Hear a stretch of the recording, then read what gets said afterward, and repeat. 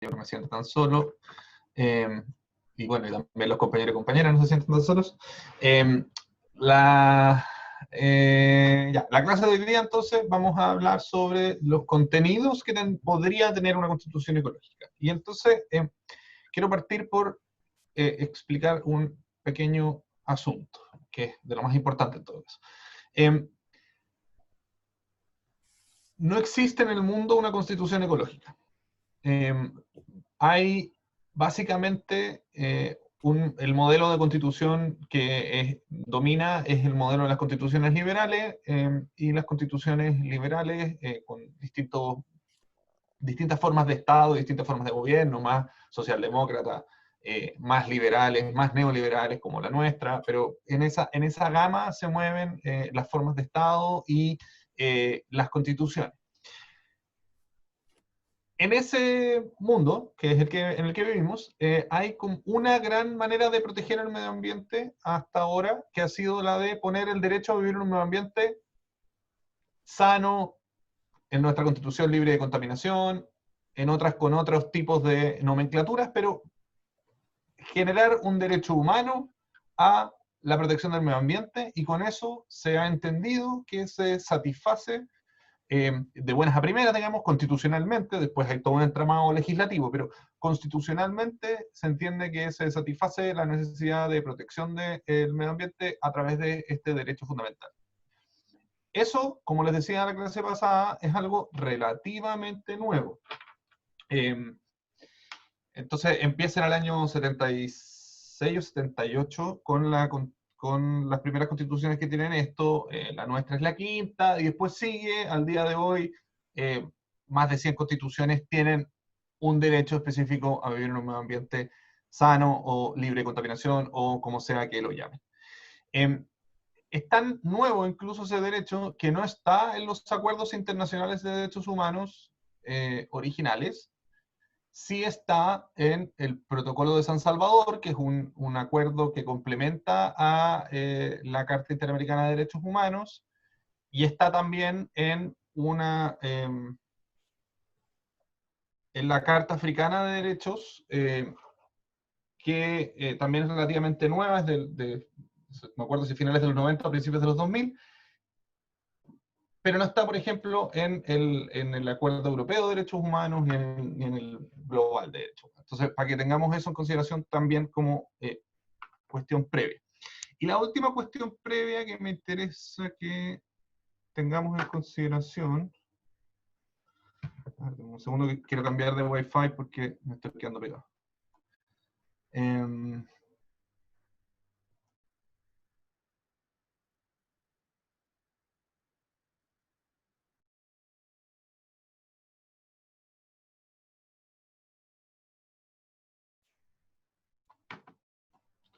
Volví.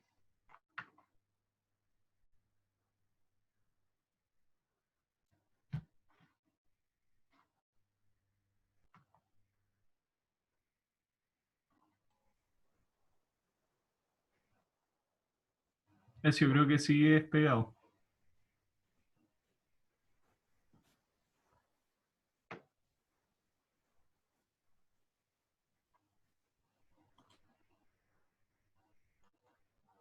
¿Me escuchan? ¿Alguien? ¿Existo?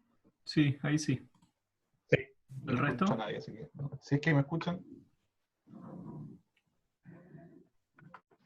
Se escucha bien.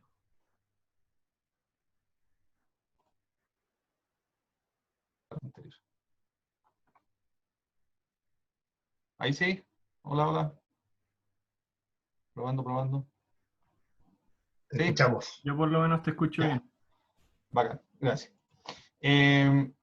Ya, entonces volvamos. Ese es el gran modelo entonces que ha existido de protección del medio ambiente a través de este derecho humano. Y recién existe un segundo como intento de protección del medio ambiente, que es en la Constitución de Ecuador y en las leyes constitucionales de Bolivia, donde se establece los derechos de la naturaleza como sujeto de derechos. Y ese ha sido el gran avance en términos constitucionales de la protección del medio ambiente. Con sus bemoles, lo vamos a ver cuando veamos particularmente esa parte, pero ese ha sido el cambio, digamos, que ha existido en estos 40 y algo años de historia de intentos de protección del medio ambiente a nivel constitucional. Ahora bien, eso si lo vemos solo desde el reducido mundo de qué se ha hecho directamente para proteger al medio ambiente. Pero nos parece a nosotros, me parece a mí, que es bastante evidente que hay un montón de otras cosas que están en las constituciones que tienen que ver con la protección ambiental también. Y entonces, cuando hablemos de constitución ecológica, y después vamos a ver el concepto que estamos ofreciendo o desarrollando de constitución ecológica, vamos a hablar de una constitución que tiene la protección del medio ambiente en muchos espacios distintos. Ezio, perdón que te Eh, interrumpa, pero creo que no tiene la presentación ampliada. ¿Qué ves? Ahí está perfecto. No hice nada. O sea, bueno, se arregló por la magia, gracias. Ya,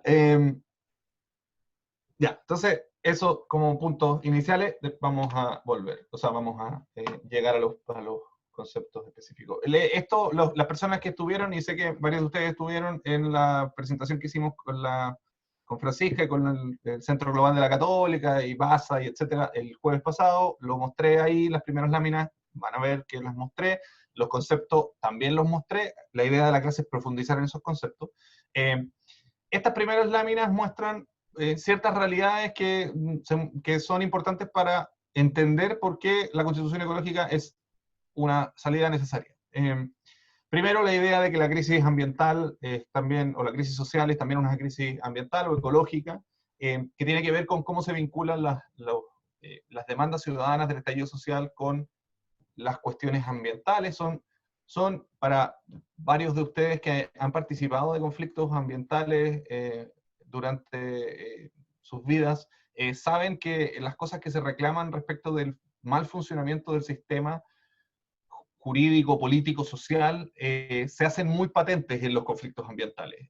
La incapacidad del Estado de lidiar con esos conflictos, el malestar que se produce por el abuso de parte de quienes tienen una concentración de poder suficiente, generalmente algunos gremios, la falta de garantía respecto de la dignidad para la vida de las personas que habitan los territorios que se van a ver dañados por algunos procesos o por algunas regulaciones. Todas esas son cuestiones que han estado súper presentes o sea, que están presentes en los conflictos ambientales y que son la misma raíz de la crisis social que estamos viviendo. Chile es un país extremadamente pacífico, ahí está el índice de paz. Esto, yo sé que es difícil de creerlo, porque uno vive acá y siente que hay mucho conflicto, sobre todo en, no sé, en las redes sociales. O bueno, los que hagan el ejercicio masoquista de ver como los comentarios en Emol y esas cosas, claro, pareciera que estamos en guerra civil permanente. Pero somos un país pacífico a nivel comparado, la que está ahí a la derecha es la tabla del 2020, bajamos varios puestos a propósito de las violaciones de derechos humanos durante el estallido social, etc. Pero seguimos siendo el segundo país más pacífico de Latinoamérica, muy, muy, muy arriba del que nos sigue, que es Argentina y Paraguay, y bueno, el resto son aún peores. Vivimos en un país que es pacífico, en general evitamos los conflictos, y sin embargo en materia ambiental tenemos muchísimos conflictos. Y acá está esta lista que yo sé que no se ve desde sus computadores, lo siento. Un problema de definición, pero bueno, pero que muestra un montón de protestas ambientales que han habido, muchas más protestas en materia ambiental que en otras áreas en los últimos años, que preceden al estallido social, y que nos muestran, digamos, el nivel de conflictividad. Pueden entrar también después, si tienen ganas, al mapa de conflictos ambientales del Instituto Nacional de Derechos Humanos, quizás algunos de ustedes no lo conocen. Me pasó una vez que un superintendente de medio ambiente, que ya llevaba 2 años de superintendente de medio ambiente, no sabía que existía un mapa de conflictos socioambientales. Fue vergonzoso.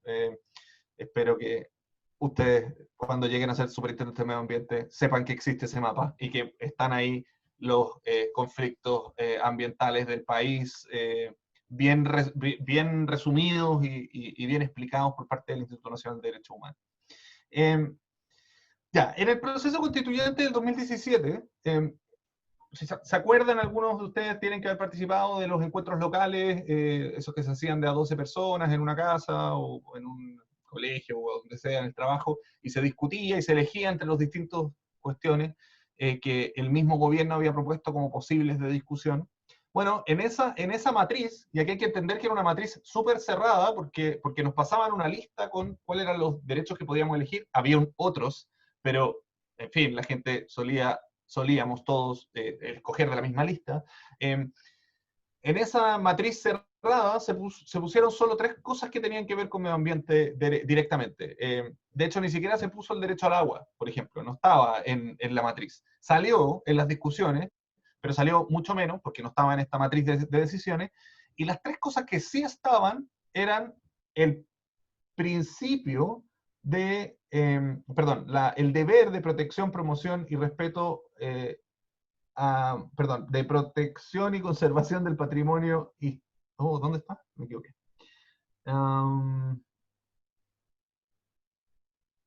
Deber de protección y conservación de la naturaleza, así se llama. El deber de protección y conservación de la naturaleza, que fue votado como el segundo deber más importante después de la protección de los derechos humanos. El principio de respeto y conservación de la naturaleza y del medio ambiente, que quedó en un 5º lugar, y el derecho de respeto a la naturaleza, que quedó en un 7º lugar. O sea, las tres cosas que se pusieron de medio ambiente quedaron todas muy arriba en la escala, lo que da cuenta de nuestra preocupación por este tema. Pero además, y aquí esto es más interesante, nosotros también lo mostré el jueves, pero lo mostré muy rápido, y se los quiero explicar con más detalle. Nosotros en la U había 789 encuentros locales autoconvocados en los cuales se redactó algo relacionado con medio ambiente. O sea, no solamente se votó por los principios ambientales, sino que la gente discutió y redactó algo. Y eso que redactaron, nosotros agarramos todas esas redacciones, las pusimos en una tabla y tratamos de buscar los conceptos comunes en personas de Arica a Punta Arenas que hablaban sobre medio ambiente. Y los ordenamos de acuerdo a ciertos puntos de vista principales, que son los que están a la izquierda de la pantalla. Entonces, para ver con qué relacionaban la protección del medio ambiente. O sea, ¿qué significa tener protegido el medio ambiente para las personas que consideraban que la Constitución debía contener protección del medio ambiente? Para sorpresa mía, porque yo no me esperaba encontrar esto, pero me encantó encontrarlo, la mayoría de las personas consideraba que proteger el medio ambiente era importante por la protección de la naturaleza en sí misma.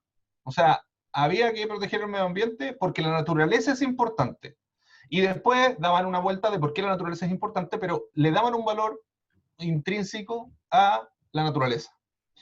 En segundo y tercer lugar estaban las personas que vinculaban el medio ambiente a cuestiones más antropocéntricas, más de las personas, ¿no? Entonces, lo relacionaban o a la calidad de vida, necesitamos proteger el medio ambiente porque así vamos a tener mejor calidad de vida, o lo vinculaban a la sostenibilidad y entonces hablaban de cosas como el medio ambiente es el que nos da trabajo, el que nos da el alimento, el que nos da los recursos, y entonces los recursos hay que protegerlos. Y esas dos visiones más antropocéntricas quedaron entonces en segundo y tercer lugar. Y muy, muy por debajo quedó la idea como de protección una idea un poco más espiritual de protección del medio ambiente como protección de la madre tierra. Y ahí pusimos todas las personas que se referían a la madre tierra, a la Pachamama, etcétera, a Gaia, a otras distintas maneras de ponerle un valor más sagrado al medio ambiente, que quedó ahí con una representación menor. En el de la derecha, van a ver, digamos, es la misma idea de análisis de discurso, pero un poco más extendida. Entonces, ya no estamos viendo solamente el punto de vista, sino que estamos viendo las posiciones de las personas, y hicimos este continuo de posiciones entre la más antropocéntrica, que es decir, bueno, hay que proteger la calidad de vida y la de las generaciones futuras, o sea, esto es puro humano, hasta la más biocéntrica o ecocéntrica, que es decir, hay que proteger a la madre tierra y la biodiversidad. Y entre medio de estas dos, todas las posiciones rankeadas como más o menos ecocéntricas o antropocéntricas, para también entender, de nuevo, qué tan ecocéntrico era la visión, o qué tan antropocéntrica era la visión de las personas que les preocupa la protección ambiental. Como ven ahí, está bastante al medio, pero cargado un poco más hacia lo ecocéntrico. O sea, de nuevo, hay una visión de la protección de la naturaleza, y de hecho, si ven la barra, las dos barras de la 7 y la 8, hay visiones que tienen que ver con la protección de la naturaleza por la naturaleza, una que dice es un deber del Estado, o sea, la organización de la sociedad debería estar en función de la protección de la naturaleza, y otra que dice hay que proteger la vida junto con proteger la naturaleza. Esas son como las dos visiones, obviamente más son las dos de centro en este continuo entre antropocentrismo y biocentrismo, pero las dos un poco más tiradas hacia lo biocéntrico. De hecho, por ejemplo, la protección de la naturaleza y la biodiversidad también tiene bastantes votos. Y por el otro lado, la que tiene más votos es calidad de vida y vida. O sea, estoy protegiendo la naturaleza porque quiero que las personas sigan vivas, ¿sí? Y además que tengan una calidad de vida adecuada.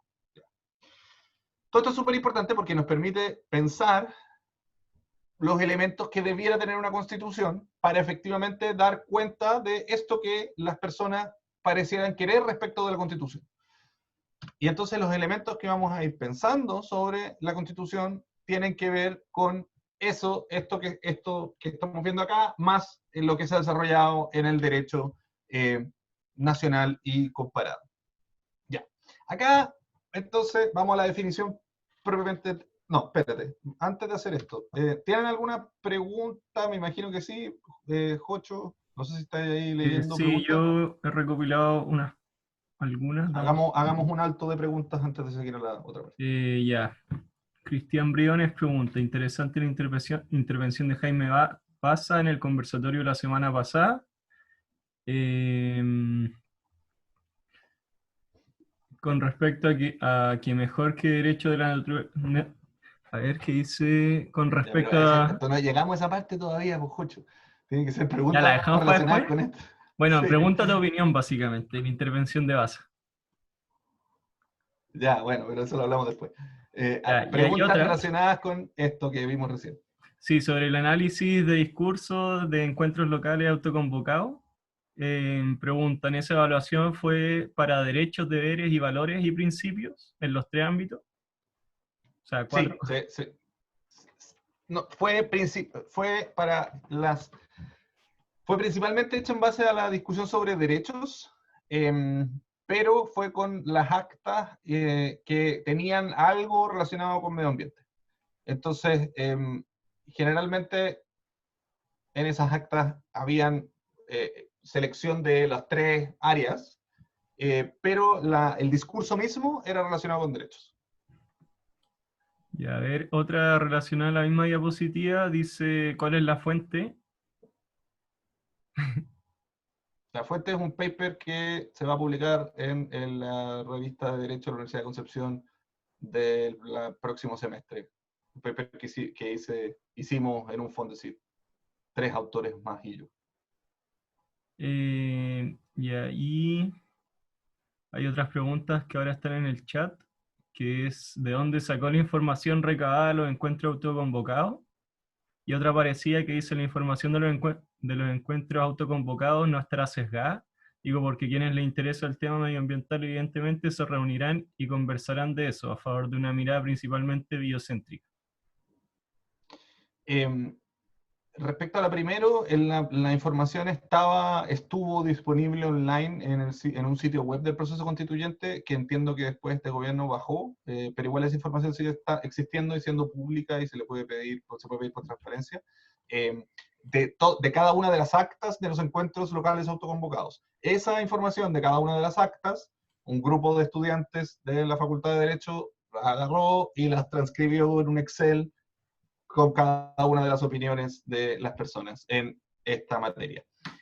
Sobre el posible sesgo, yo creo que puede haber un sesgo en relación a que las personas que más hablan de medio ambiente sean aquellas que les preocupa más el medio ambiente, pero difícilmente hay un sesgo relacionado con que las personas que participaron del proceso constituyente les importe más el medio ambiente. Porque de hecho, en ese minuto, el movimiento ambiental no hizo ningún tipo de organización para que participáramos, digamos. No hubo, en ese minuto no había SCAC, por ejemplo, y no hubo llamados a participar ni nada por el estilo. O sea, fue gente que participó, probablemente mucha ambientalista también, pero que participó cada uno por la suya, y ese fue el resultado. Y acá hay otra pregunta más. ¿Crees que para lograr una visión ecocéntrica en la Constitución es necesario el reconocimiento de las cosmovisiones indígenas? No es necesario, pero sería positivo, creo yo. Ya, sigamos. Gracias, Jocho. Deberíamos hacer como concursos y debería dar premios. Bueno, ¿a qué se refiere una constitución ecológica? Entonces, uso este concepto de Baza Ferrada y Vieira, como es un concepto súper amplio de constitución, estructura jurídica, de convivencia, que es norma, pero también es un pacto político. Esto es bien importante de entender de las constituciones, que son como la línea divisoria, pero no es una línea, sino que es un área, el área divisoria entre la política y el derecho. Entonces, los abogados tendemos a decir, no, es que la Constitución es una cuestión jurídica, que hay que saber derecho para entenderla y qué sé yo, y eso de alguna manera es cierto, pero también no es cierto porque la Constitución se crea desde lo político. Entonces, es precisamente donde convive como la visión política y la disciplina jurídica es la Constitución. Ya, y si ensayamos un concepto de constitución ecológica, diríamos que es una constitución cuyo contenido incorpora transversalmente y como eje ordenador la protección del medio ambiente y la armonía entre la sociedad y la naturaleza. Entonces, la idea de una constitución ecológica, por lo menos como se está planteando ahora, es que ponga el medio ambiente como uno de sus elementos principales de preocupación. O sea, así como la Constitución va a fundar el ordenamiento jurídico, va a organizar el Estado, va a generar un pacto social, bueno, también tiene que generar un ordenamiento que permita una vida, un transcurso del sistema social, político, jurídico, que esté en armonía con el medio ambiente, con los ecosistemas. ¿Qué tendría que tener esa constitución para esto? Ya, entonces, de aquí en adelante vamos a ir viendo distintas conceptualizaciones de constitución, y desde esa conceptualización, cuáles elementos deberían estar presentes en una constitución ecológica. Entonces, la primera conceptualización es esta, que dice que la constitución es una norma que expresa valores y principios que informan el ordenamiento. Eso significa que cuando un juez o cuando un abogado, un profesor o un funcionario quiere entender cómo es que debe aplicar una norma que no necesariamente está en la Constitución, una norma que está en cualquier regla, en una ley, en un reglamento, lo que sea, cuando quiere entender cómo se aplica, debe de alguna manera recurrir a los valores y principios que se expresan en la Constitución. Más allá de eso, la propia creación de las leyes tiene que respetar los valores y principios que se expresan en una Constitución. Entonces, veamos cómo opera eso hoy en Chile. Hoy en Chile, que entienden algunos de los intérpretes de la Constitución, que existe una primacía de la propiedad privada, por ejemplo, el hecho de que la propiedad privada sea un eje ordenador de la sociedad establecido en la Constitución y por lo tanto un valor que está como a la base del ordenamiento, genera que, primero, que cuando se discute una ley que va de alguna manera a afectar la propiedad privada, se señale por parte de los legisladores o los personeros de gobierno que exponen, se señale que ciertas leyes no pueden hacerse o que ciertas normas no pueden aprobarse porque se estaría contradiciendo este principio. Y eso tiene cierta legitimidad. Este es el punto, porque yo puedo ir al Congreso y decir cualquier cosa también, sin que sea verdad. Pero decir que una norma que afecta a la propiedad privada podría ser inconstitucional es dar un argumento que probablemente goza de una cierta legitimidad. Legitimidad que está otorgada por el hecho de que nuestra Constitución prefiera la propiedad privada por sobre los límites que la regulación le puede poner a esa propiedad privada. Y después va a generar que el Tribunal Constitucional, puesto sobre el caso, resuelva que la propiedad privada no se puede vulnerar con una ley porque existe un principio constitucional respecto de esto. Y después va a generar que un juez cualquiera o que un funcionario público cualquiera prefiera no aplicar una norma de una manera en la cual podría estar lesionando este bien jurídico, propiedad, que está puesto en la base y en el centro del ordenamiento. Y entonces podemos decir que la propiedad, por ejemplo, es un valor, un principio que informa la manera en que todo el ordenamiento se va a manifestar.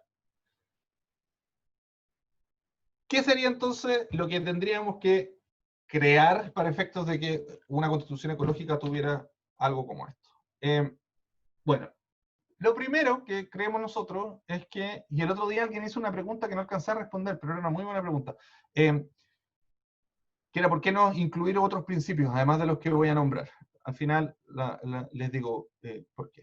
El primero entonces es incluir la idea de principio, el principio de justicia ambiental y de justicia intergeneracional. Estos dos principios también pueden entenderse como el de justicia ambiental vertical, el intergeneracional, y horizontal, el de justicia ambiental propiamente tal. Estos dos principios lo que buscan es que exista una distribución adecuada de los bienes y de las cargas ambientales entre un grupo de personas.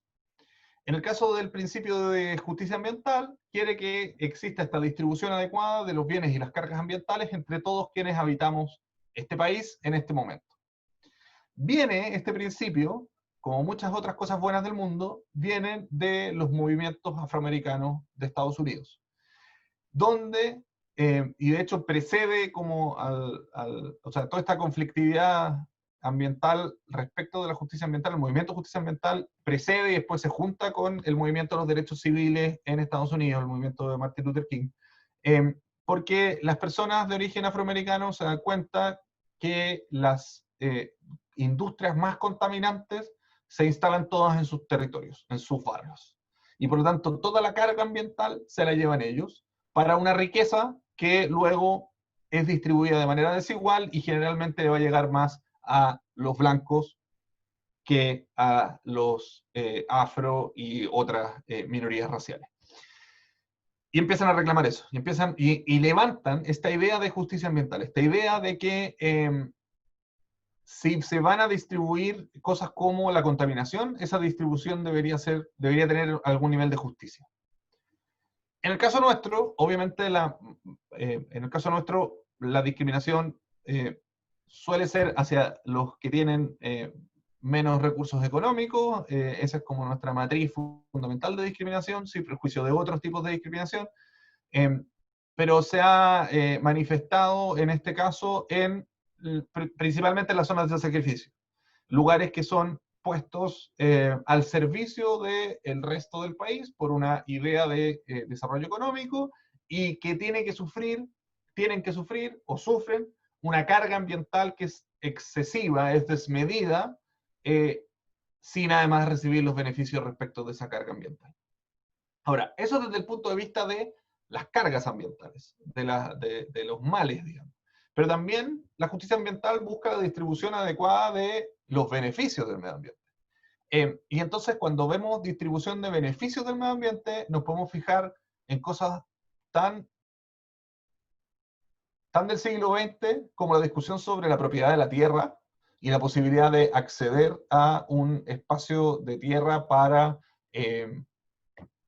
sembrar y cosechar, o lo podemos ver en visiones más urbanas, como es el acceso a las áreas verdes, donde también hay un déficit de áreas verdes considerable en las comunas con menores ingresos versus aquellas con mayores ingresos que tienen muchos más y mejores accesos a áreas verdes. Podemos verlo en, qué sé yo, la calidad a veces que tienen, por ejemplo, en los lagos, en algunos lagos que son, en las regiones donde hay más lagos, que hay algunos lagos que son claramente como del turismo ABC1 y tienen mucha mejor calidad ambiental, versus otros lagos que no son del turismo ABC1 y están más maltratados en términos ambientales, bueno, etc. La idea de que los beneficios ambientales no se distribuyen tampoco adecuadamente en el espectro. El punto más álgido para nosotros de esto va a ser los bienes comunes. Y respecto a los bienes comunes, probablemente el más álgido va a ser el agua, donde la distribución del agua en Chile es una distribución profundamente desigual, porque ni siquiera tiene un principio de igualdad para distribuirla, sino que por el contrario tiene un principio de propiedad y una regla de propiedad privada, y entonces no se honra, digamos, esta idea de justicia ambiental. En el caso de la justicia intergeneracional, de nuevo es lo mismo, beneficios y beneficios de carga, pero entre nosotros y los que vendrán. Este es un concepto mucho más difícil, porque si ya la justicia distributiva entre los que estamos vivos y podemos hablarnos entre nosotros y manifestarnos cosas entre nosotros es difícil, la justicia con aquellos que vendrán y que ni siquiera sabemos si vendrán, ni quiénes son, ni qué les va a interesar, ni nada, es aún más difícil. O sea, ese ejercicio de empatía es realmente complejo. Es más sencillo cuando tratamos, pero tampoco es sencillo realmente, cuando tratamos de hacer un ejercicio de empatía como por ejemplo entre abuelos y nietos.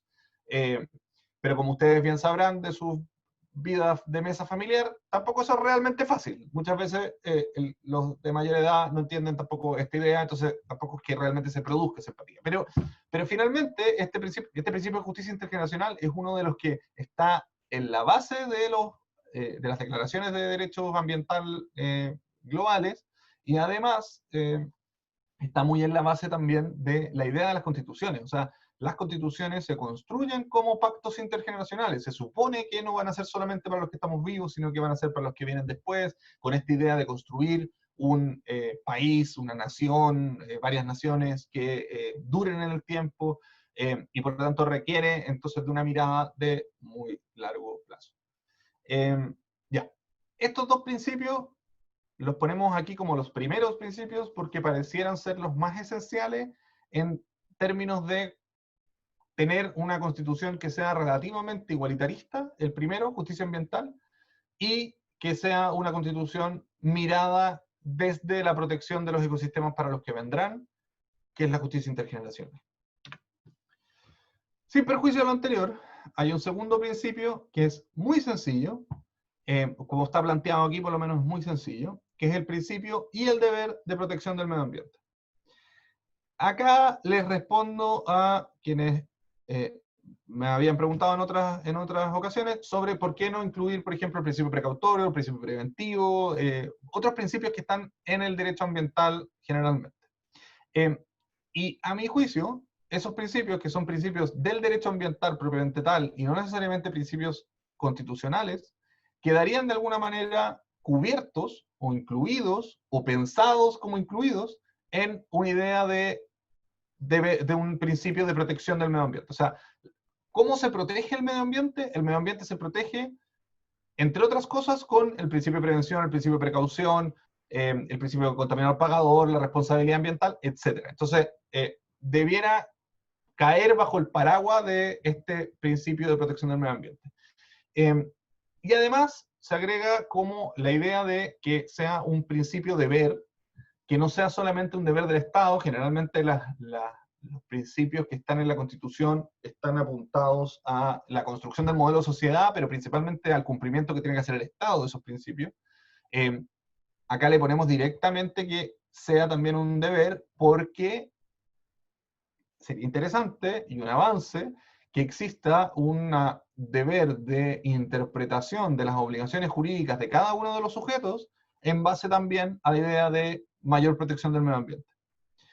Esto en el derecho alemán existe con la idea del principio de cooperación, que para los que estudian derecho o ejercen derecho ambiental quizás lo han visto en los textos de Bermúdez o de Camilo Milosevic, que hablan del principio de cooperación, porque lo traen de la matriz alemana. Y el principio de cooperación tiene esta idea de que la protección ambiental se logra mediante la cooperación, precisamente, entre los distintos actores. ¿Por qué no poner un principio de cooperación directamente? Principalmente porque ese principio de cooperación que está en las normas alemanas viene de una tradición alemana de corporativismo, que es una manera de gobernar en la cual distintos grupos negocian y llegan a acuerdos. En Chile no existe una tradición corporativista y más que eso, tampoco, a mi juicio, sería bueno intentar que así fuera, porque el corporativismo tiene sus propios problemas. Y entonces, traer directamente el principio de cooperación de Alemania podría ser complejo y aparecería como una fórmula un poco más razonable poner un deber constitucional de protección del medio ambiente. Tercer principio. Este lo agregamos hace muy poco a las presentaciones, no lo tengo suficientemente trabajado, proviene de una de estas clases, no de esta de la Universidad Socioambiental, pero de otra clase en la cual me hicieron ver que sería bueno incorporarla, y después de eso hemos estado estudiándolo, pero no lo tengo profundamente estudiado todavía. Pero la idea del principio de buen vivir, que es un principio que está presente al menos en la Constitución ecuatoriana, es traer a la Constitución, primero, una visión que es de los pueblos indígenas respecto de la relación entre medio ambiente y personas. Esa visión es una visión de relación armónica, y una idea que hay detrás de eso de que uno logra un buen vivir cuando efectivamente está en esa relación armónica con la naturaleza, entre otros conceptos, por supuesto, pero siendo este uno de los centrales del buen vivir. Por lo demás, bueno, estaba buscando un paper de buen vivir para ponerles en el chat, pero se los puedo enviar después. Pero por lo demás, el concepto de buen vivir podría ser interesante como principio porque también ha estado presente con otras nomenclaturas, y ahí es donde una de las cosas que tengo que estudiar en mayor profundidad, pero que estoy estudiando. Con otras nomenclaturas ha estado presente también en los pueblos originarios de Chile, con la misma, buen vivir, sumac causai, que es como se dice en quechua, en los pueblos del norte de Chile que tienen una raíz común con los pueblos originarios del Ecuador. Y en cuarto lugar, como principio, sería importante, interesante, incorporar la idea del deber del Estado de mitigar y de adaptarse al cambio climático.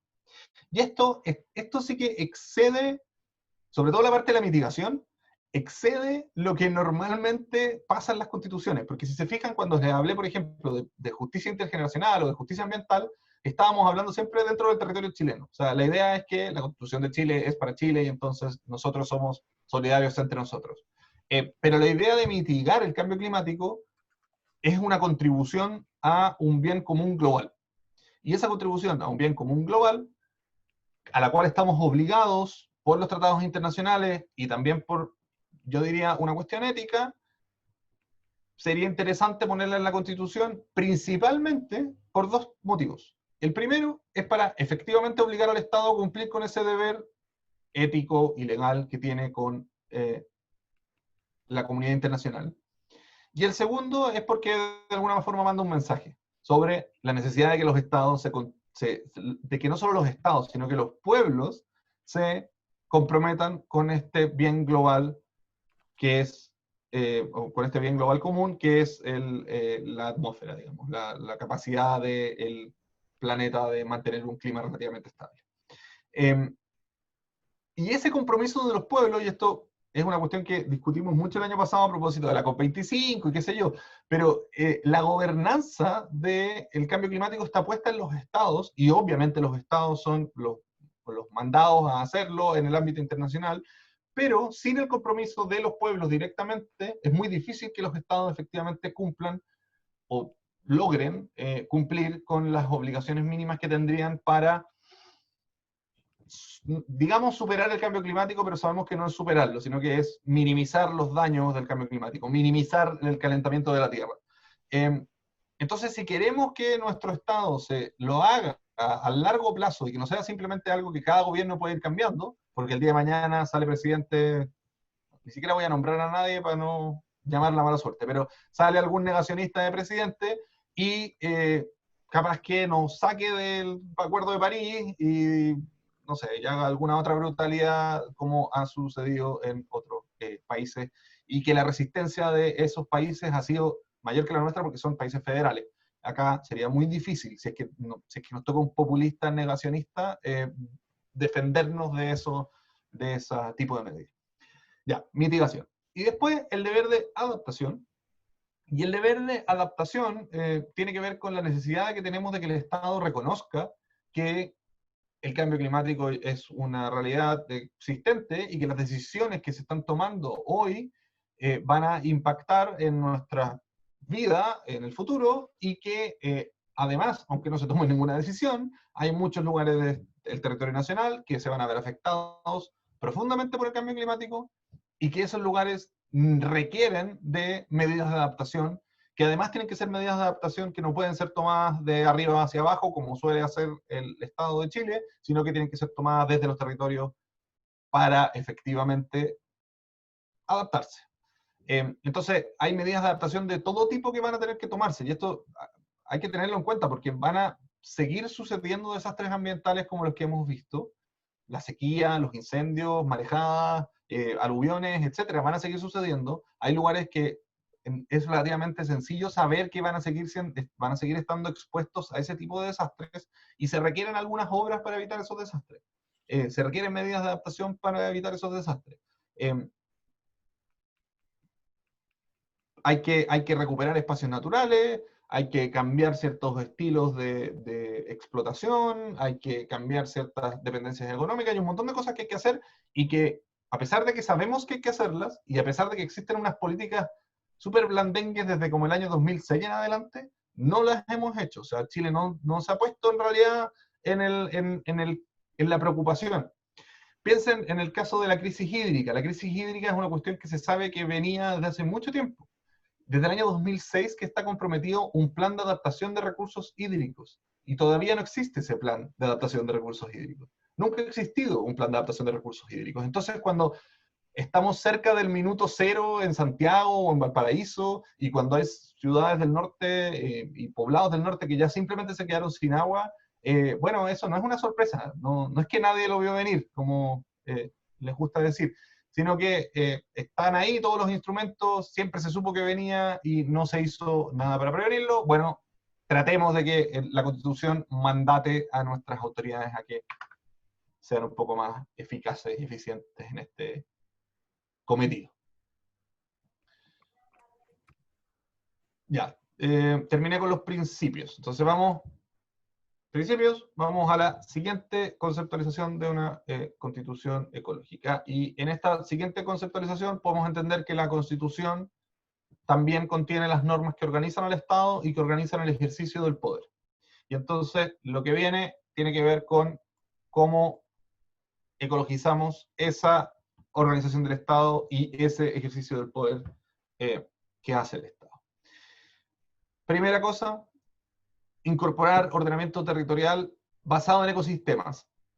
La idea de un ordenamiento territorial siempre está a los que les gusta ir a foros de medio ambiente, siempre al final del foro alguien dice, no, todo se soluciona con ordenamiento territorial. Esto es como las discusiones de carrete, donde al final, no, es que todo se soluciona con educación. Salud, salud, hablemos de otra cosa. Ya. El ordenamiento territorial es tremendamente importante, pero a lo que nos referimos aquí no es a ese ordenamiento territorial que siempre decimos que debiera existir, sino que es a la organización del Estado en cuanto al territorio. Entonces, a las regiones, provincias, comunas, lo que sea. Obviamente, la mayoría de nosotros, quizás todos, nacimos en este país cuando ya habían regiones, provincias, comunas, pero eso no tiene por qué ser así. Podrían perfectamente haber 3 grandes regiones, o podrían haber 3 estados federales, y que fuera el estado de Chile Norte, Chile Centro y Chile Sur, o con otros nombres más creativos, podrían haber muchos tipos de organización del territorio nacional. Y sea cual sea la que nos queramos dar, el planteamiento como ecológico al respecto es que ese ordenamiento, esa ordenación, sea basada en los ecosistemas. Y en las cuencas, particularmente, porque la cuenca es la unidad más representativa y que más nos ayuda en términos de gobernanza. Entonces, supongamos, si una región fuera una cuenca, uno podría plantearse que dentro de las obligaciones de ese gobierno regional está como obligación primaria, ya que la Constitución lo dice, la protección del medio ambiente. ¿Y cuál medio ambiente de esta organización regional? Bueno, esta cuenca. Y una cuenca es una unidad manejable para efectos de hacer esa organización y por lo tanto podría ser una manera de organizar el territorio. Entiendo además, pero no he logrado encontrar, y si alguien lo tiene y me lo manda, se lo agradezco muchísimo. Entiendo que la propuesta de que se organice por cuencas el territorio es una propuesta que ha existido en la discusión político-jurídica del Estado de Chile en la historia. No he encontrado en los documentos donde exista esa discusión previa, sería bueno verla. Lo que sí he encontrado, y que existe hace mucho tiempo, es la idea de hacer gestión integrada de cuencas y organismos de cuencas. Y eso es una necesidad evidente que probablemente vamos a tener igual en algún minuto muy cercano. Esto sobrepasa eso porque dice no solo tengamos un organismo que está a cargo de la cuenca, lo cual de igual tiene que existir, sino que tengamos una organización del aparato estatal basado en las cuencas o en otros ecosistemas, pero las cuencas podrían ser una unidad interesante. Segundo punto en este sentido. Este es como el punto de regionalización. Que ya decir regionalización es medio inadecuado, siento yo. Porque es como que todo el poder está concentrado y bueno, démosle un poco a las regiones. Los ingleses, el Reino Unido habla de algo parecido, pero le dicen devolución. Porque como saben, el Reino Unido son varios reinos que se unieron. Entonces está el Reino de Inglaterra, pero también está Escocia y Gales e Irlanda del Norte. Y cuando los ingleses, cuando el Reino Unido le devuelve facultades jurídicas a Escocia, habla de devolución. O sea, no es que yo te estoy entregando algo que es mío, sino que te estoy devolviendo algo que era tuyo. Quizás esa sería una mejor manera de ponerlo, ¿no? Porque el poder originalmente no es del Estado central, sino que el poder originalmente es de las personas y las personas están localizadas en distintos lugares del territorio que ahora llamamos regiones. Entonces, la devolución de poder hacia las organizaciones políticas que están más cerca del territorio, hoy en día las municipalidades y las regiones, el día de mañana el Estado de Chile Centro, Chile Sur y Chile Norte, lo que sea, pero que esas organizaciones políticas más territoriales tengan efectiva gestión y efectiva determinación sobre el medio ambiente y sobre los recursos naturales. Esto contraría abiertamente un par de cosas que hay en la Constitución actual. Por ejemplo, contraría abiertamente la idea de la no afectación de los impuestos. Si ustedes conocen ese principio, o si no se los explico, es un principio del derecho tributario chileno que prohíbe que un impuesto, la ganancia de un impuesto, la recaudación de un impuesto, o sea, esté destinada a un uso particular. Entonces yo no puedo hacer un impuesto, por ejemplo, no sé, a cualquier cosa. No puedo hacer un impuesto a los cigarrillos y que la ganancia del impuesto a los cigarrillos sea para tratar el cáncer. Sino que yo puedo poner el impuesto a los cigarrillos, esa plata del impuesto a los cigarrillos va a la caja del Estado, y luego el Estado decide en qué la gasta. Y todos los impuestos son iguales, no están afectos a una cuestión determinada. Todos van al aparato central, a la caja central, y de la caja central se ve para dónde se distribuye. A veces, la discusión política, por cuestiones de marketing, dice, vamos a crear este impuesto para financiar tal cosa. Pero no es verdad, o sea, no es que la ley establezca que ese impuesto es para financiar esa cosa, sino que simplemente el discurso político así lo manifiesta. Una de las razones por las cuales no han habido entonces como estos royalties más regionales tiene que ver con esto, con esta idea de la no afectación de los impuestos. Que creo yo que para efectos de organización de los recursos naturales no es lo más correcto, ¿no? Debería haber una posibilidad de los organismos políticos regionales, locales, sea cuales sean, de, por ejemplo, regular el uso de los recursos y entre esas regulaciones poner impuestos con ciertas limitaciones, obviamente va a haber un aparato impositivo nacional, pero con ciertas limitaciones, que existan algunos impuestos que sean locales y que por lo tanto queden para las regiones, ciudades, comunas, lo que sea. Además, esta idea de distribución de poder podría, y aquí vamos a depender mucho de cómo finalmente le demos forma al Estado, pero podría una idea de distribución de poder en este sentido también hacer que las normas jurídicas sean normas que sean adaptables a las realidades regionales o macrozonales o lo que sea. Por ejemplo, una norma de... pensémoslo con lo que existe. Si la ley 19.300 siguiera existiendo y los instrumentos de gestión siguieran existiendo y las normas de calidad y de emisión siguieran existiendo, uno podría perfectamente pensar que las normas de calidad respecto de el agua en la zona norte de Chile las va a dictar el Estado de Chile Norte. No las va a dictar el Estado central, el federal, digamos, sino que las va a dictar Chile Norte. Y las de agua de Chile Sur las va a dictar Chile Sur. Y pueden ser muy distintas. Y es razonable que sean distintas. Parte de los problemas que tienen algunas legislaciones ambientales tienen que ver con esa falta de distinción. La de agua particularmente es una de las cosas que se reclama de la legislación de agua, y que yo concuerdo con ese reclamo, es que no mira las realidades extremadamente diversas entre los distintos lugares de Chile respecto del agua. Ya. Entonces, distribuir ese poder regulatorio. Hoy, las comunas tienen un poder regulatorio mínimo con las ordenanzas, muy mínimo. Las regiones no tienen ninguno y todo el resto queda en la centralidad.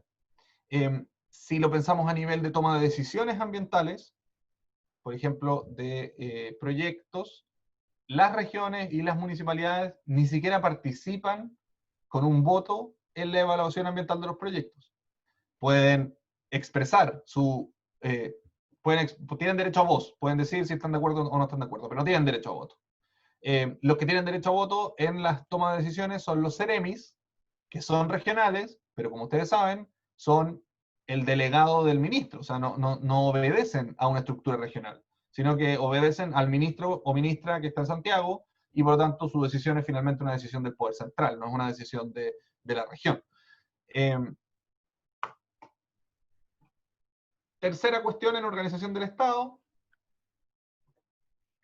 La forma de Estado que tienen los estados reguladores en el mundo, que son como los estados post-privatizaciones, o sea, post-años 80, ha incorporado de manera muy significativa una cuestión que se llaman agencias independientes, que son organizaciones autónomas, son parte del Estado, pero son autónomas del poder ejecutivo, y están a cargo de distintas áreas reguladas.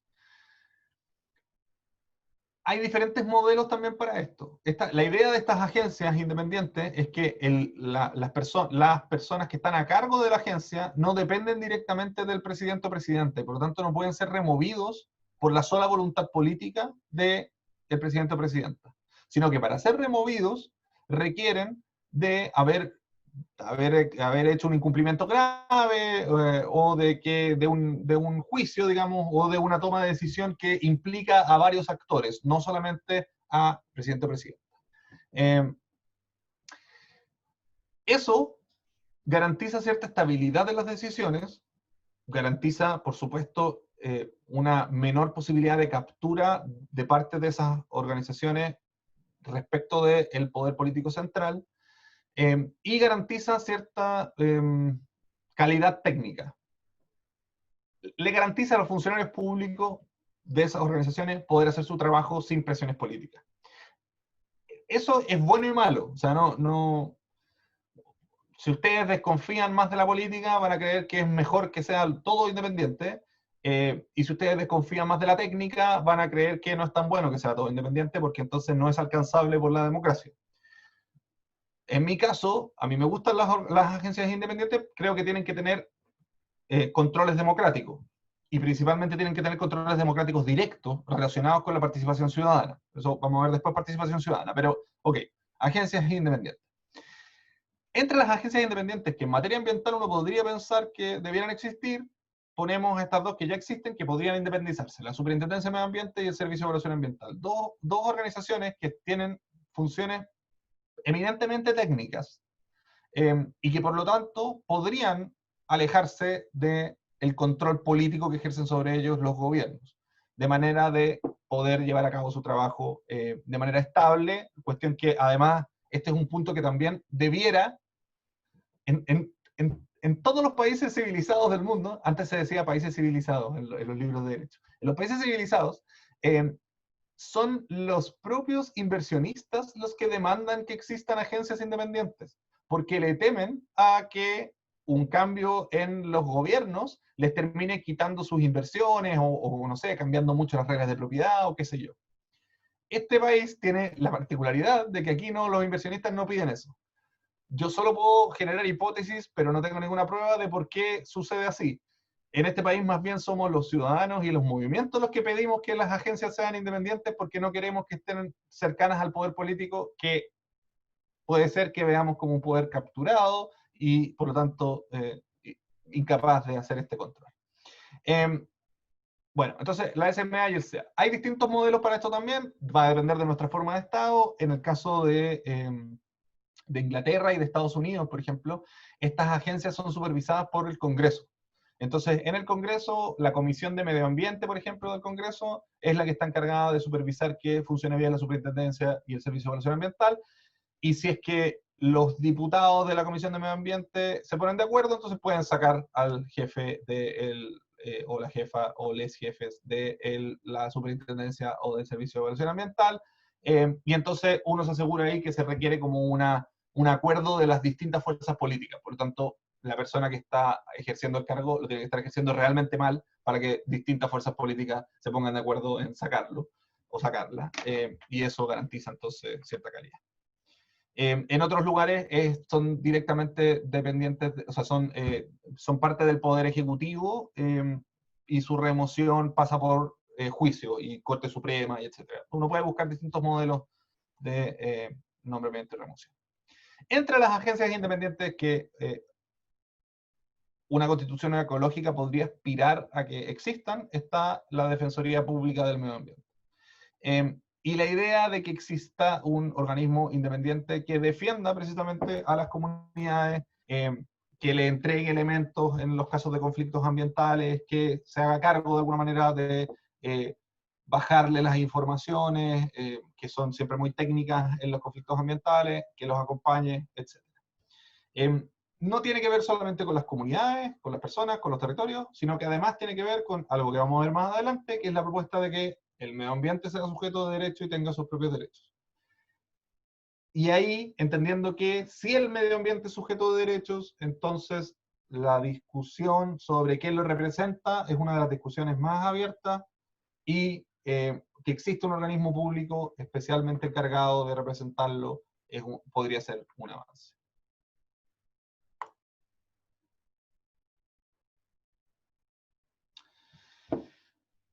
Tercera manera de concebir la Constitución. La idea de que la Constitución es un pacto político y un pacto social, y por lo tanto que es un documento, un acuerdo, que puede no estar en el documento, que define y sustenta la forma en que la sociedad, el pueblo o las naciones quieren desarrollar su existencia. En esta línea de pensamiento podemos, o debiéramos primero, y este es el único punto en esta línea de pensamiento, que es entender en la discusión constituyente, entender que el Estado tiene un territorio y que ese territorio no es solamente el área geográfica en la que ejerce soberanía, sino que es los ecosistemas, las personas, las relaciones que existen entre personas y ecosistemas, y que todo eso constituye el territorio. Y que sin todo eso no existiría el Estado. Y que sin todo eso no existiríamos nosotros tampoco como sociedad. Y por lo tanto, que en la propia creación de esta sociedad, en este pacto social, uno de los elementos que se incorporan como esenciales es esta noción de territorio como un lugar donde se desarrollan todas estas interacciones entre sociedad y medio ambiente. Cuarta manera de ver la Constitución. Es la misma que la anterior. Sí, la misma que la anterior. Entonces son otros elementos que están dentro de lo mismo. Ya. Entonces un segundo elemento dentro de esta manera de ver la Constitución es la protección de los bienes comunes y los derechos de acceso a los bienes comunes. Son dos cosas distintas, pero aquí están puestas juntas a propósito de la idea de bienes comunes. Entonces, ¿qué son los bienes comunes? Los bienes comunes son bienes que pertenecen a toda la comunidad y por lo tanto no le pertenecen al Estado y no le pertenecen tampoco a nadie en particular. Que no le pertenezcan a nadie en particular es lo más llamativo para nosotros, pero que no le pertenezcan al Estado es probablemente lo más importante de esta línea, porque reconocer que un determinado bien es un bien común es decir que el Estado tampoco puede venderlo o modificarlo de manera insustentable sin la autorización de la comunidad, el pueblo. Entonces es elevar este tipo de bienes a una calidad prácticamente a una calidad, a un nivel de importancia similar al que tiene el propio pueblo, en el sentido de que están por sobre el Estado. Este tipo de bienes, en el derecho chileno, se discute si existen o no existen. Esto creo que les dije algo la clase pasada, pero está esta idea en la Constitución de que están los bienes que la naturaleza ha hecho comunes a todos los hombres, a todas las personas, eh, dice hombres, está en la Constitución, está en el Código Civil también. Esa idea, los bienes que la naturaleza nos ha hecho comunes, proviene del derecho romano. Y en el derecho romano se consideraba que habían bienes que efectivamente eran comunes a todos y que no entonces eran susceptibles de apropiación tampoco por parte del Estado. Sin embargo, eso se modificó después en la historia, eso como que se pierde un poco con la llegada del capitalismo y otras maneras de concebir las normas, se pierde esa idea y renace en el Código Civil chileno porque el hombre que escribió el Código Civil chileno, Andrés Bello, un inmigrante venezolano que vivió en Chile y escribió el Código Civil, entre otras cosas, tomó esta idea del derecho romano. Y eso se replicó después en varios códigos civiles de Latinoamérica, porque el chileno fue un modelo para varios códigos de Latinoamérica. Entonces, existe esta como tradición, pero no ha tenido una cuestión práctica en el derecho chileno. Por otro lado, está la tradición que tienen los gringos, que es la tradición de los public trust.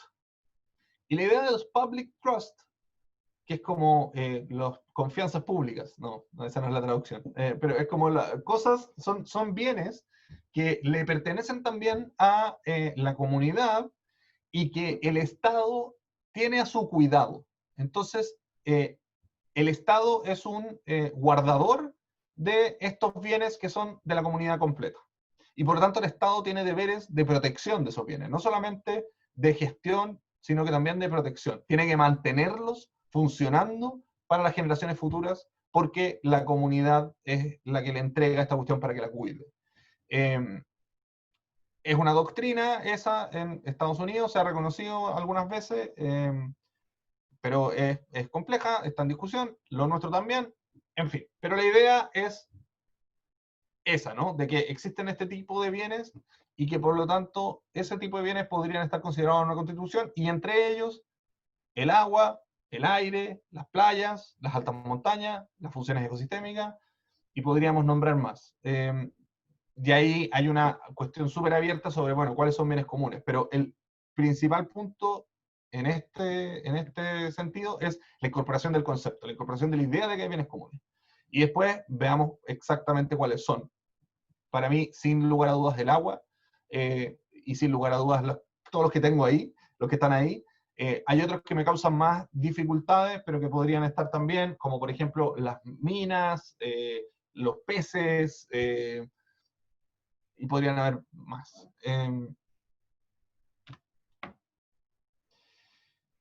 Los derechos de la naturaleza. Este es como el highlight de la Constitución Ecológica para alguna parte de la gente que escucha de Constitución Ecológica, entonces dice, reconocer el derecho a la naturaleza. A mi juicio es un punto más, pero es un punto importante de todas maneras.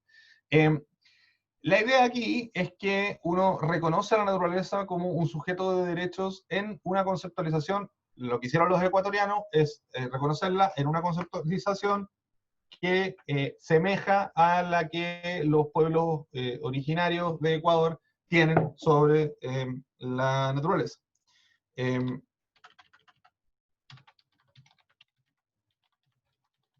Ocho, ¿puedes, porfa, buscar la definición de la Constitución de Ecuador de la naturaleza y ponerla en el chat? Para no tener que distraerme haciendo. Gracias, Joche. Ahí la María tiene un libro en la mano sobre el punto. Muy bien. De Eduardo Budinas. Genial. Bueno, entonces la idea es poner los derechos de la naturaleza en la Constitución, elevarla a esta idea de que la naturaleza es también un sujeto. A mí me genera muchos conflictos este concepto. Dígame. Está Google puesto, no la presentación. Tenemos todo. En el Google. Yes.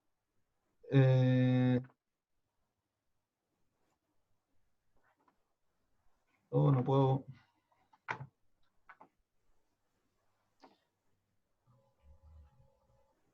¿Lo deja de compartir y después compartir de nuevo la presentación o no? Sí. Que no encuentro el puntero. Ahí está. Ya.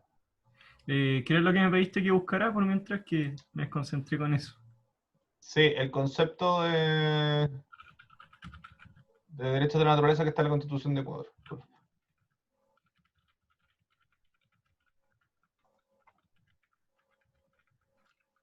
Ahí está. Sí, ya. Vale, entonces,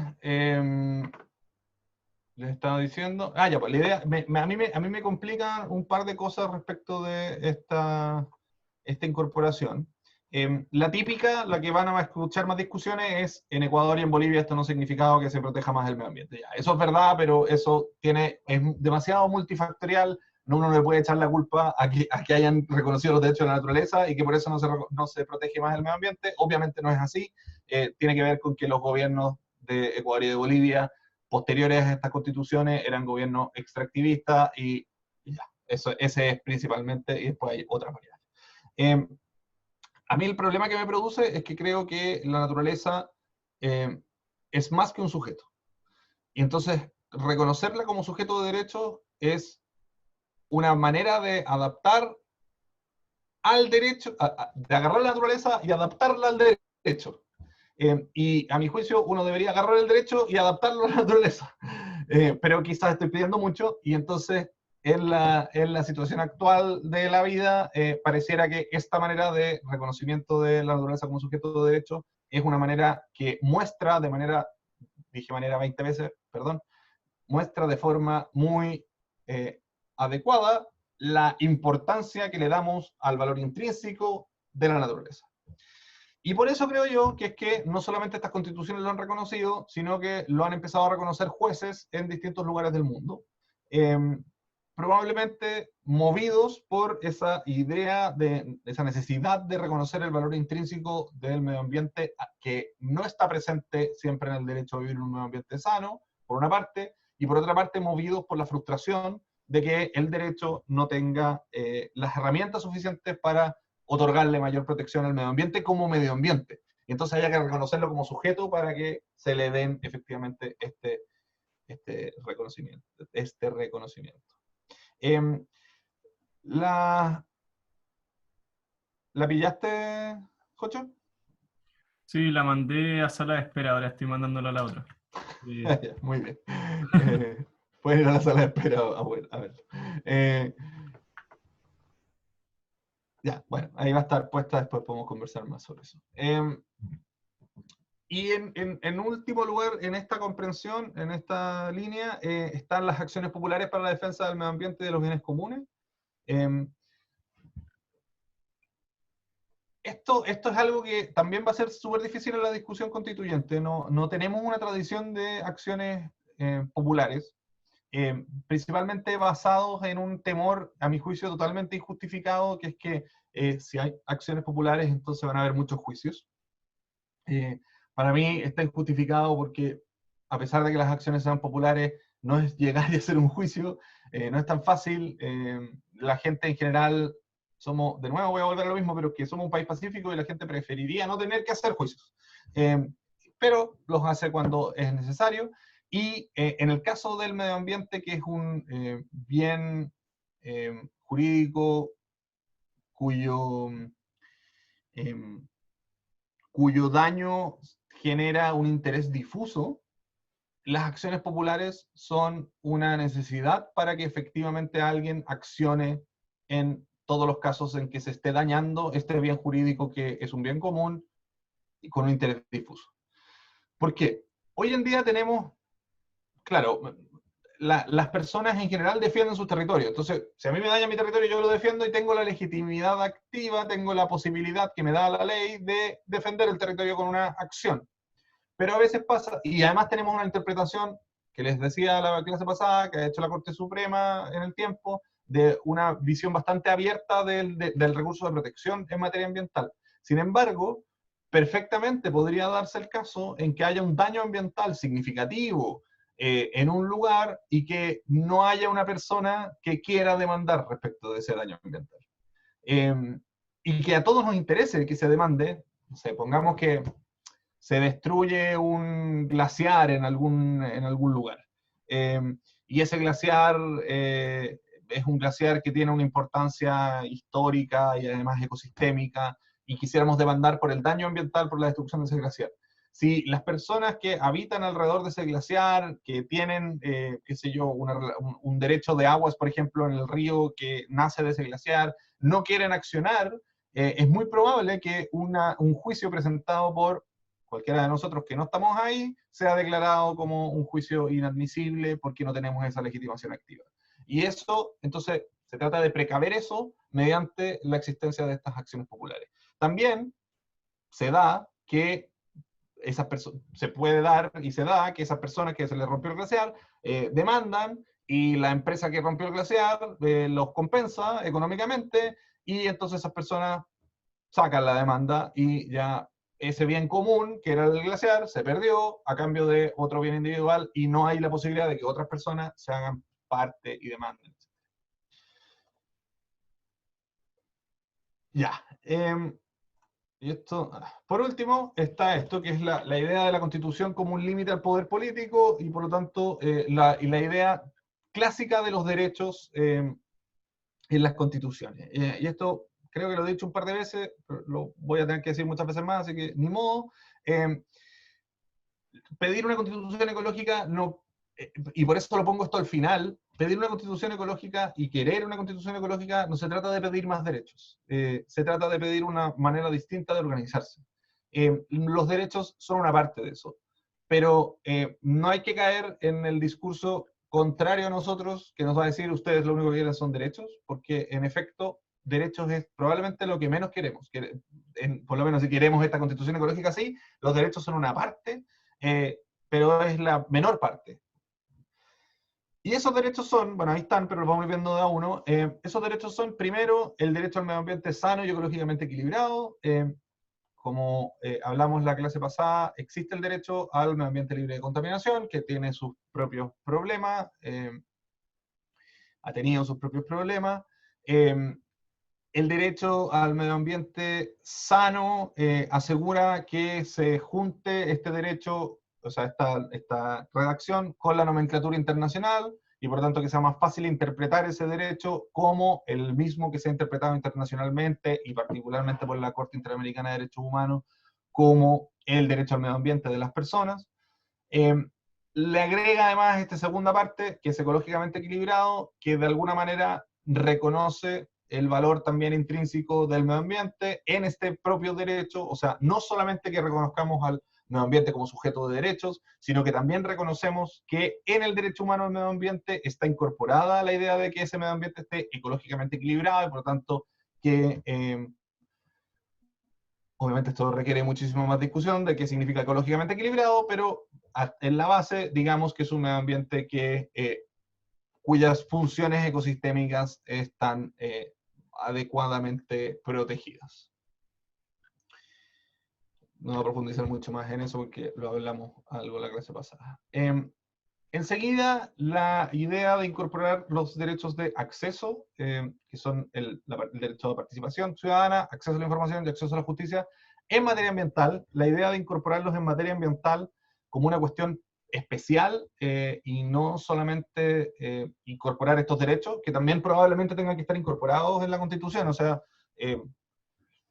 estos derechos son parte de los derechos fundamentales que están en los tratados internacionales y que probablemente van a estar en la Constitución, pero tienen una bajada ambiental que es específica y tienen una serie de estándares ambientales que son específicos, construidos sobre todo en el Acuerdo de Escazú, que no hemos firmado, pero algún día vamos a firmar, y en la Convención de Aarhus del 98 de los europeos. Tienen sus propias maneras de entenderse la participación, el acceso a la justicia y el acceso a la información en materia ambiental, que difieren de las otras participaciones del acceso a la justicia general y del acceso a la información en general.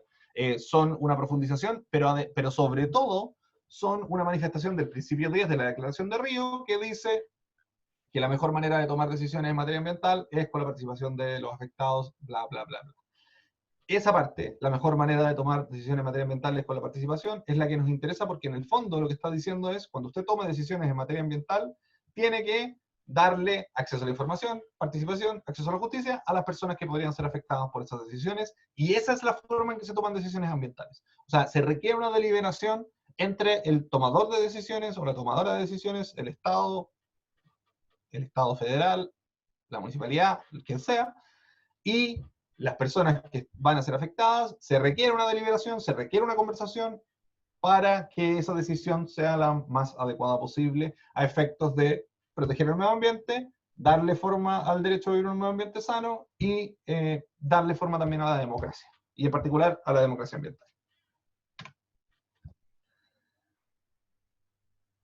Y este, que es el último punto, va a ser la pelea del siglo, o bueno, no sabemos, pero va a ser una gran pelea, que es limitar los derechos de propiedad pública y privada para efectos de la protección ambiental. Y aquí, claro, Jaime Baza, ahora me acordé, hablaba de la función social de la propiedad. Efectivamente, la función social de la propiedad incorpora la idea de función ambiental de la propiedad actualmente en la Constitución.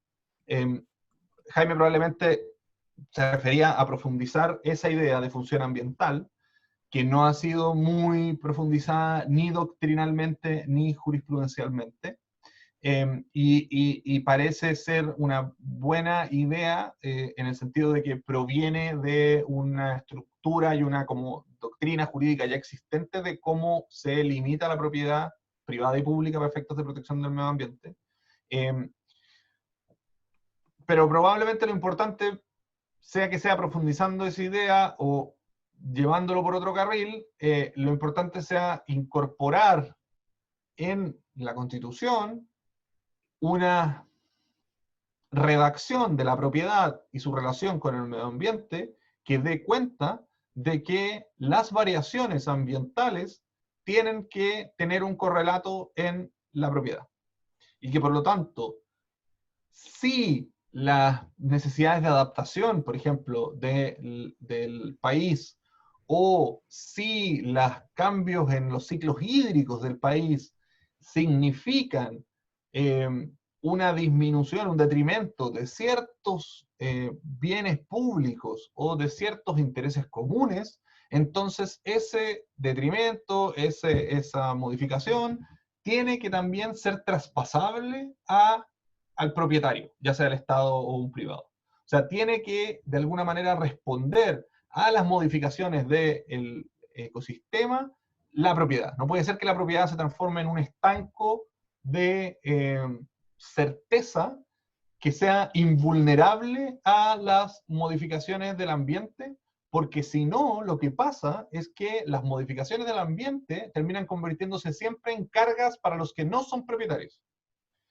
Porque el que es propietario defiende su propiedad de esos cambios en el ambiente y le traspasa a todos los demás esas cargas. Entonces, el ejemplo más fácil es el del agua. Si yo tengo un río donde pasaban 10 litros de agua por segundo y vino un tipo y pidió 9 litros por segundo y el Estado le dio los 9 litros por segundo y dejó 1 litro ahí porque con 1 litro alcanzaba para que la gente tomara agua, pero resulta que ahora hay 1 litro por segundo y el tipo que tenía 9 de 10 saca 0,9 y queda 0,1 y la gente ya no puede tomar agua, entonces lo que estamos haciendo es darle preponderancia a esta como invulnerabilidad de su propiedad por sobre el bien común que sería darle agua a todas las personas para que puedan seguir existiendo en ese lugar.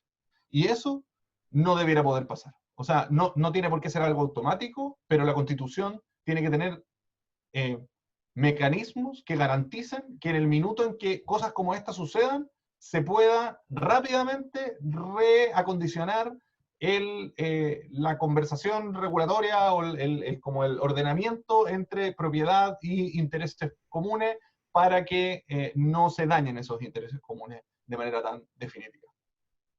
Y ya que el Jocho bostezó, voy a tener que terminar. No, terminé. Eso. Bien, ¿pasamos a las preguntas? Ya hay varias preguntas y están en desorden. Ya, a ver, en otras constituciones se establece el deber de las personas de protección al ambiente en distintas fórmulas. ¿Crees que sería bueno o necesario incluirlo? Algunos autores dicen que nuestra sociedad aún no está preparada para esto, que habría que incluir primero educación ambiental en los colegios, sociedad en general. ¿Cuál es tu opinión? Mi opinión es que cuando los autores dicen que la sociedad no está preparada para esto, sea lo que sea esto, miran en menos a la sociedad. Nunca he entendido qué significa, no, es que nuestra sociedad no está preparada. Los países de no sé dónde sí, pero nosotros no. No, yo creo que hay que incluir un deber de protección del medio ambiente, como lo dije antes, y por supuesto la educación ambiental es una cuestión muy trascendental para que ese deber pueda cumplirse, como también la educación cívica es muy trascendental para que otros deberes puedan cumplirse, y es parte de las preocupaciones que tiene que tener el Estado, pero ello no obsta que haya que poner ese deber, creo. Ya, a ver, las evaluaciones ambientales estratégicas dentro del ordenamiento territorial pueden contemplar los principios que dijiste para la Constitución.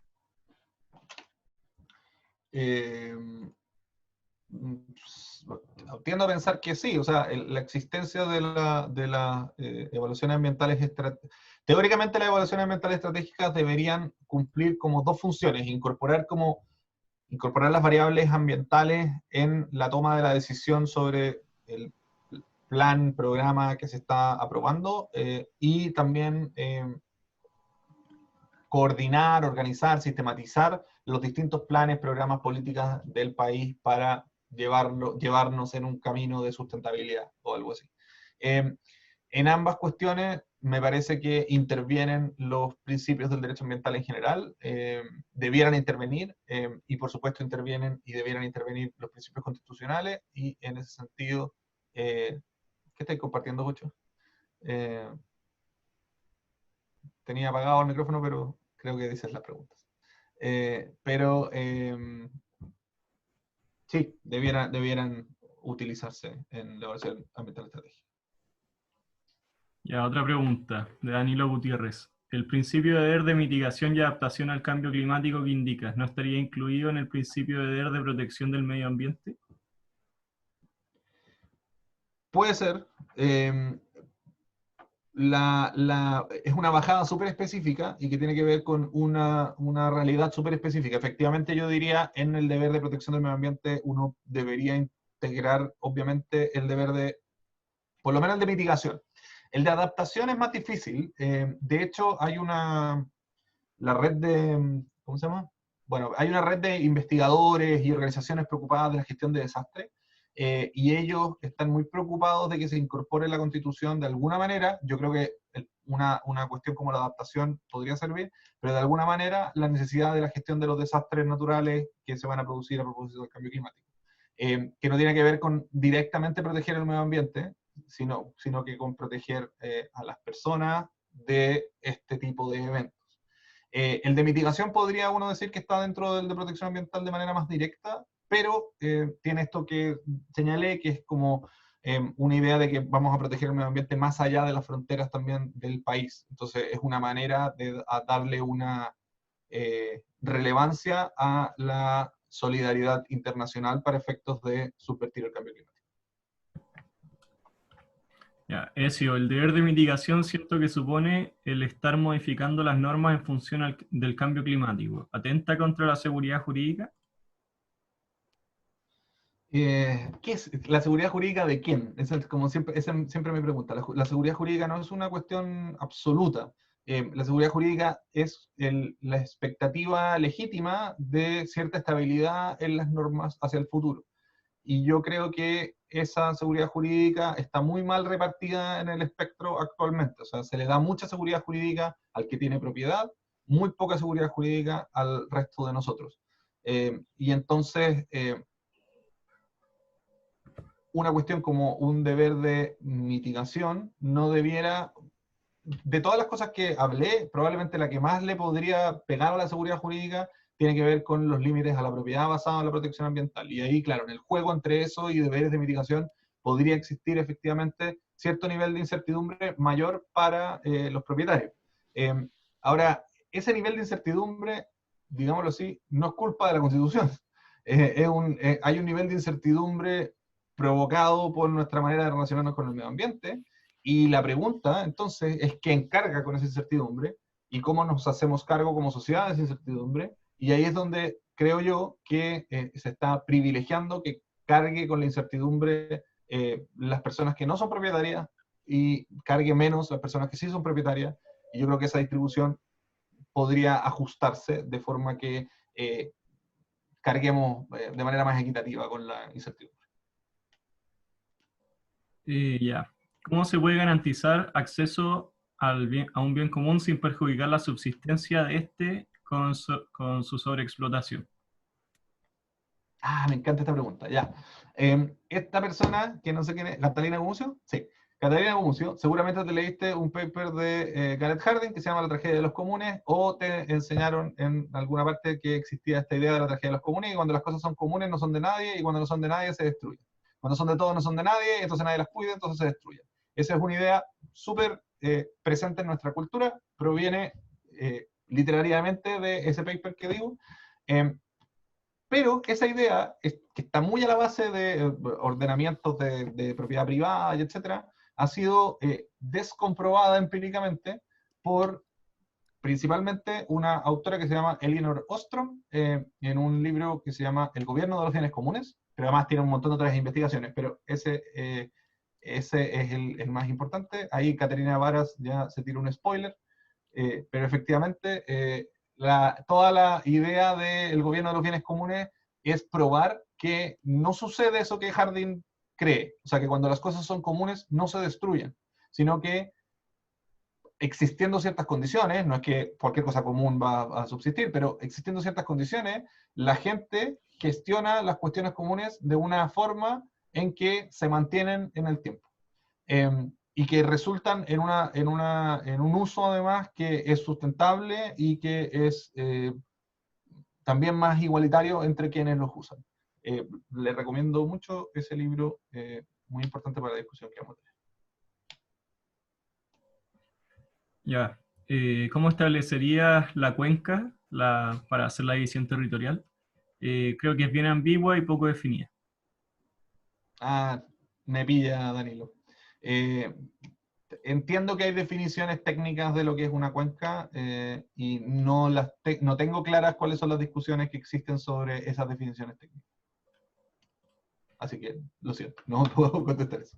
Otra de Danilo. Si la distribución de poderes se hiciera a nivel regional, Chile Centro desaparece, las lucas se quedarían en las zonas de mayor producción. ¿Eso no afectaría el principio de la justicia ambiental? En Atacama y Antofagasta muchas empresas tienen sus oficinas comerciales en Santiago, las comunas más acomodadas. No sé cómo podría afectar al principio de justicia ambiental. No creo, en todo caso, que, o por lo menos como yo lo planteo, no es que solamente toda la ganancia, digamos, no es hacer tres países. Tampoco es que esté efectivamente proponiendo federalismo, es solamente un ejemplo para imaginarnos algo.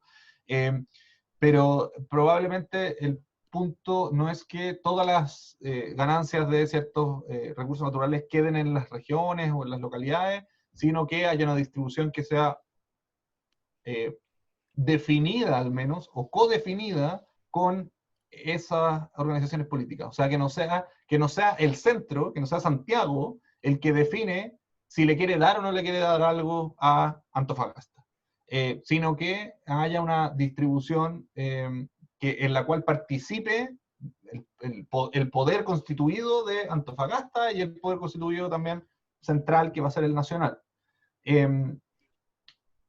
Eso probablemente también cambiaría con cosas como la distribución demográfica. Y ahí no sé bien qué pasaría, pero es muy probable porque la pregunta decía, bueno, hay gente que tiene la oficina en Santiago, y de hecho en las zonas mineras hay mucha gente que vive en Santiago y se va a trabajar a las zonas mineras nomás. Mostraban ahora, yo se lo leía a la Cristina Dorador, que es una científica de Antofagasta muy connotada, y ella decía, bueno, un 40% de las personas que trabajan en la minería en esta región llegan en avión durante la semana porque no viven acá. Y eso genera todo un problema para efectos del COVID. Pero también tiene que ver con que las riquezas y por lo tanto los lugares de habitación en las regiones donde existen esas riquezas no manifiesten la existencia de esa riqueza. Entonces, no sé, a la gente, por ejemplo, la gente que trabaja en Chuquicamati no le gusta Calama, lo encuentran feo, qué sé yo. Y tienen parte que ver con que en Calama no haya una serie de bienes públicos que podrían haber dado las riquezas que existen en esa región.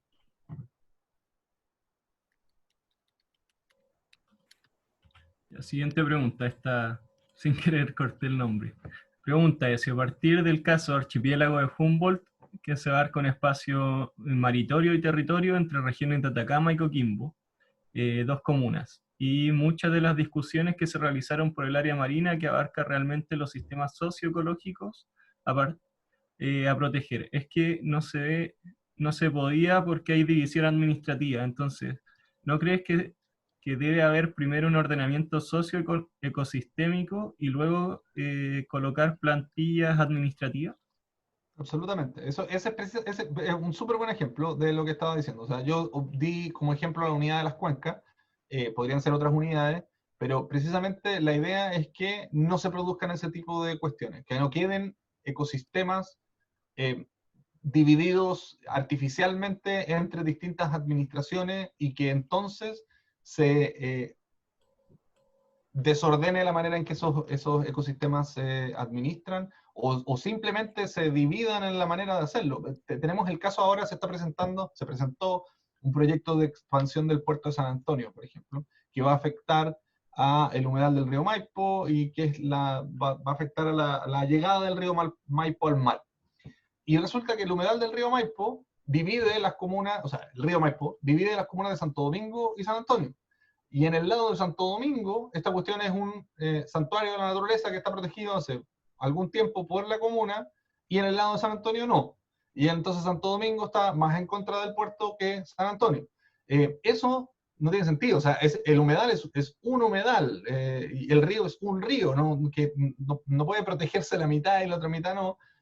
Y bueno, ejemplos como ese hay un montón donde esa pérdida de sentido ecosistémico dificulta la gestión. Pregunta, ¿las agencias independientes actuarían en cierta manera como la Contraloría? La Contraloría es efectivamente una organización independiente, un organismo independiente. En el caso de la Contraloría está en la propia Constitución la Contraloría. Yo diría que no es buena práctica que otros organismos independientes estén en la Constitución, sino que más bien la Constitución dé la posibilidad de que se creen estos organismos independientes, quizás nombrar a un par que ya existen como independientes, pero sí, actuarían como la Contraloría. No sé si con un community manager tan bacán como el de la Contraloría, pero bueno, pero la idea es como esa. ¿Cuál sería la reacción final, según Ezio, de un derecho fundamental a un medio ambiente sano? Más allá de lo que toda la Constitución, según enfocada desde un punto de vista ecológico. Probablemente esta pregunta fue previa a la redacción que puse, pero la idea, Claro. creo yo que una buena redacción sería el derecho a un medio ambiente sano y ecológicamente equilibrado. Ya, a ver, pregunta, ¿cuál real significancia tiene en Chile las agencias independientes considerando el rol del Ministerio del Medio Ambiente y sus derivados? O sea, no, hoy en día no hay agencias independientes. La Superintendencia del Servicio de Evaluación Ambiental no son agencias independientes, son agencias dependientes organismos dependientes del Ministerio del Medio Ambiente. Lo máximo que se ha intentado en términos de mejorar esa como administración del Estado ha sido los cambios en las leyes de ADP, ¿cómo se llama? Alta Dirección Pública. Y la Alta Dirección Pública, el último cambio, lo que logró fue que cuando llega un presidente nuevo o presidenta nueva, no puede sacar a todos los cargos concursados de Alta Dirección Pública, sino que puede sacar a un número determinado. Y teóricamente, en los otros puestos deberían quedar personas que fueron elegidas por Alta Dirección Pública y por lo tanto de carrera funcionaria. Pero la verdad es que existe un control político sobre la gran mayoría de los organismos públicos de Chile, y entre un gobierno y otro cambian un montón de funcionarios en todos los puestos directivos. Eso no ha cambiado. La gracia de tener agencias independientes, que no tenemos, sería que eso no suceda. Lo que sí tenemos independiente en Chile son tribunales independientes, y tenemos también un ejemplo de una agencia realmente independiente que es la Fiscalía Nacional Económica, la que se dedica a las colusiones, donde efectivamente el fiscal nacional económico se elige en la mitad de los periodos de los presidentes, y tiene un sistema de elección y un sistema de remoción que le garantiza cierta independencia. Y bueno, la Contraloría y el Banco Central, pero la Contraloría y el Banco Central están en la Constitución. Claro. ¿Se puede compatibilizar la propiedad privada con el cuidado del medio ambiente? Como para alguien que tenga miedo, por ejemplo, que esto sería pasar al comunismo. ¿Qué se le puede decir? Se le pueden decir varias cosas a una persona que tenga miedo que esto sería pasar al comunismo. La primera que se le puede decir es que el comunismo se acabó en el siglo XX, no funcionó y no es un proyecto político que hoy en día tenga realmente una viabilidad. Incluso países que uno diría comunistas, bueno, también depende de qué es lo que entienda por comunismo esa persona, ¿eh? Porque hay gente que entiende por comunista todo, básicamente, todo lo que no es el mismo. Pero los proyectos incluso como más comunitaristas, como Venezuela, Ecuador, Bolivia, en su minuto, están muy lejos de lo que se planteaba como comunismo en el siglo XX. También se le puede decir que para efectos ambientales el comunismo es igual o peor que el capitalismo en términos de destrucción del medio ambiente, así puro y duro, digamos. Eso del comunismo. Y de la propiedad privada, sí, es compatible la propiedad privada absolutamente con la protección del medio ambiente. El punto no es que las personas puedan apropiarse o no puedan apropiarse de cosas, sino que es cómo las pueden usar. Y qué tanto deber tienen con respecto del colectivo cuando usan esos bienes privados.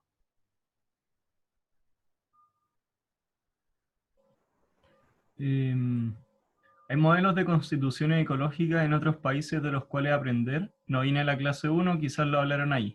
¿Cuáles serían buenos modelos? Lo hablamos hoy día al principio. No hay modelos de constituciones ecológicas. Las constituciones que tienen como cuestiones más avanzadas es la de Ecuador y las leyes constitucionales bolivianas que tienen el derecho a derechos de la naturaleza, principio de buen vivir y un par de cosas más. Hay algunas constituciones que tienen principios parecidos a los que podríamos plantear de una constitución ecológica. Todo esto está en un documento que está en la página web de FIMA, si entran a www.fima.cl, biblioteca creo, y después como descargables, creo que esa es la... Pero bueno, ahí pueden bucear un poco. Hay un montón de documentos y entre ellos hay un documento sobre el derecho al medio ambiente libre de contaminación y la discusión constituyente del Bachelet, y ahí también están recogidos la manera en que se ha puesto en otras constituciones digamos, normas relacionadas con el medio ambiente. Ahora sí, esta pregunta que era como la primera. Interesante la intervención de Jaime Baza en el conversatorio la semana pasada con respecto a que mejor que derechos de la naturaleza, generar restricciones a la propiedad cuando afecta a la naturaleza, como está en la actual constitución respecto a las personas. ¿Qué piensas de su propuesta? Interesante con respecto a que mejor que derechos de la naturaleza generar restricciones a la propiedad cuando afecta... Ah, ya, sí. Bien, pues, o sea, ya lo dije, creo. Creo que efectivamente hay que tomar esa propuesta en términos de la restricción de los derechos de las personas y particular la restricción de la propiedad en relación con la afectación de la naturaleza.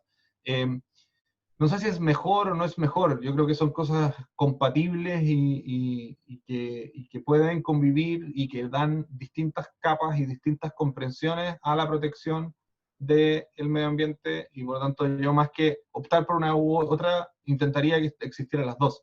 Y a la hora de los que hubo, si hubiera que optar, habría que ver cómo conversa con todo el resto de las cosas que podría haber en una constitución. Eso, pero sí, pero estoy de acuerdo con esa propuesta de Jaime, sí o sí. Y la última, que ya la leí, pucha, esa pregunta es como, Agustín, si está estudiando Derecho y quiere como tener una pregunta para el resto de su vida, yo creo que esta podría ser. Me encanta la pregunta, es una pregunta que he tenido yo en mi cabeza también hace muchos años. Le puedo esbozar mi respuesta primaria, pero no es como algo tan fácil de contestar. Yo creo que el derecho concibe a el mundo en sujetos y objetos, básicamente, y trata de vincularlos a través de distintos dispositivos, como son las obligaciones, y que no toma en consideración el espacio, no tiene un concepto de espacio. Y no tiene entonces tampoco conceptos de relaciones espaciales. Y ahí hay una primera como dificultad de cómo adoptar el derecho al medio ambiente. Y enseguida, para que el derecho se adaptara al medio ambiente, tendría que adoptar ciertas como variables esenciales que tiene el medio ambiente, como por ejemplo la flexibilidad. El derecho suele querer rigidez, cuando en el medio ambiente existe mucha flexibilidad, mucha adaptabilidad, mucha resiliencia, y el derecho no quiere el derecho es un proyecto que, si bien no es de la modernidad, como nos llegó a nosotros, es muy de la modernidad, o sea, es muy de sacarnos del medio ambiente, de sacar a los humanos del medio ambiente y de ponernos en una esfera como de protección del medio ambiente, o sea, de protegernos a nosotros del medio ambiente, que no nos dañe el medio ambiente, que no nos afecte el medio ambiente. Incluía incluso cosas como humanas, biológicas, que también queremos que no nos afecten. Y ese proyecto de derecho, pucha, es complejo en un minuto como este. Pero como le digo, es un proyecto de vida intentar responder esa pregunta. Ojalá se anime. Bueno, habiendo sido esta la última pregunta, damos por concluida la clase y antes de que se vayan, recordarles que estas van a estar disponibles en YouTube.